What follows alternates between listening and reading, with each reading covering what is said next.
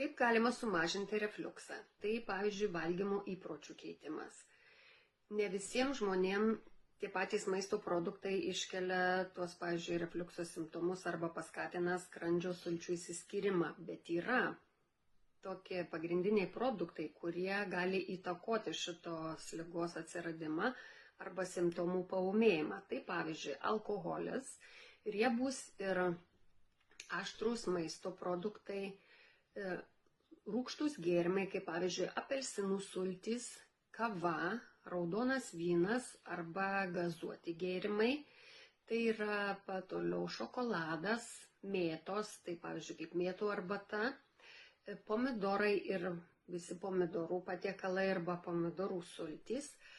Toliau švieži vaisiai ir daržovės, rauginti pieno produktai, riešutai ir saulėgrąžos. Ir kaip dar galima padėti savo, tai gyvenimo būdo įpročių keitimas.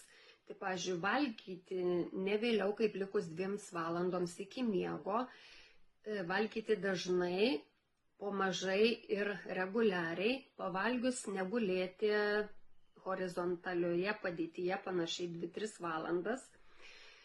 Einant miegoti, galvūgalis turi būti pakeliama